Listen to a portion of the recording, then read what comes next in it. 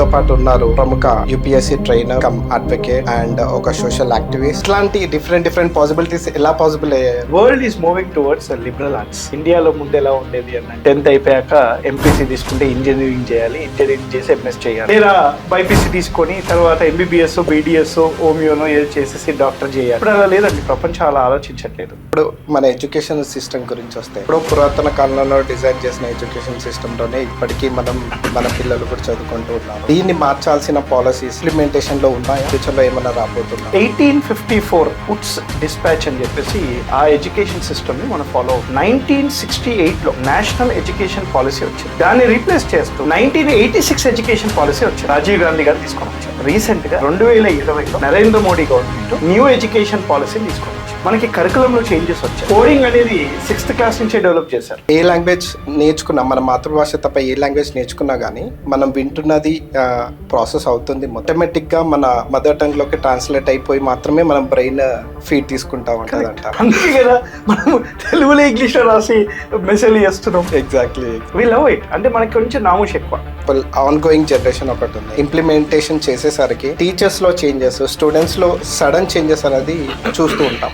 So ఇట్లాంటి hurdles అన్ని overcome కావడానికి గవర్నమెంట్ ఎటువంటి స్టెప్స్ తీసుకుంటుంది? ఇంప్లిమెంటేషన్ లో ప్రాసెస్ స్మూత్ అని కావడానికి ఎలా ఉంటుంది? పాలసీ అంటేనే long term. Policy always have a long term vision and goal. అంటే నార్మల్ గా చదువుతున్నప్పుడు కానీ knowledge transfer through different type of generations లో కానీ ఆ ఎడ్యుకేషన్ సిస్టమ్ కి ఈ ఎడ్యుకేషన్ సిస్టమ్ కి డిఫరెన్స్ ఏంటో? No, it is very important for the government to react to give or impart training to the teachers. మనకి గురువులు అంటే చాలా అభిమానం. ఇప్పుడు టీచర్స్ రెస్పెక్ట్ కూడా చేయట్లేదు. నాకు తెలిసి నేను ఇప్పుడు ఇలా ఉండడానికి కారణం కూడా ఆ 1.5 year ప్రిపరేషన్. యూపీఎస్సీ చదివితే జీవితం చదివినట్టు. చాలా మందికి తెలియని విషయం ఇది. యూపీఎస్సీ ఇస్ ఎ ట్రాప్ అంటారు కదా, అది నిజం. ఒక అటెంప్ట్ రాయాలి అంటే మినిమం 2 years ఉంటుంది. మీరు 3-4 attempts ఇచ్చే వరకు 5 years అయిపోతుంది. 10 లక్షల మంది అప్లై చేస్తే 6 లక్షల మంది రాస్తే దాంట్లో 15,000 మంది మెయిన్స్ రాసి దాంట్లో నుంచి 3,000 మంది ఇంటర్వ్యూకి వెళ్ళి ఆ 3,000 మందిలో 1000 మందికి ర్యాంక్స్ వస్తాయి.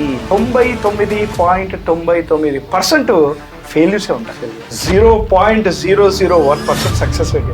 అందుకే ఇది toughest exam in the world అని అంటాం. They want to opt for UPSC exam to do service to the nation అని చెప్పేసి. దేశానికి సర్వీస్ చేయాలంటే యూపీఎస్సీ అనేది ఒకటే మార్గం కాదు.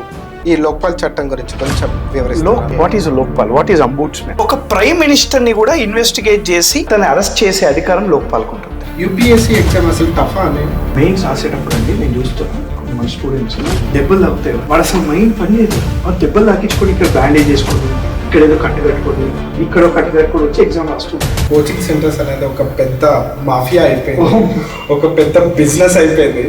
సో నార్మల్గా జనరల్గా అశోక్ నగర్లో చూసుకుంటే ఒక ఛాయ్ బండి దగ్గర నుంచి మొదలుపెట్టి జిరాక్స్ షాప్, తర్వాత కోచింగ్ సెంటర్లు, జనాలు వచ్చేవాళ్ళు పోయేవాళ్ళు, ఆటో వాళ్ళు, ప్రతి ఒక్కరికి ఒక హ్యూజ్ బిజినెస్ లాగా అనిపిస్తుంది. నాకు ప్యూర్ కమర్షియల్ బిజినెస్ లాగా అనిపిస్తుంది. కరెక్ట్ గా ఒక ఫ్యాకల్టీ స్టూడెంట్స్ కోసమే ఆలోచించేవాడు మార్కెట్ లో ఎక్కువ రోజులు ఉంచట్లేదు. 3 లక్షల మంది ఇంటూ 2 లక్షల రూపాయలు మొత్తం ఇండియాలో. Look at the market. 0.1% మాత్రమే యూపీఎస్సీని క్రాక్ చేస్తున్నారు. మిగతా 99.9% జనం అసలు ఏమైతున్నారు, ఎక్కడున్నారు, ఏం చేస్తున్నారు?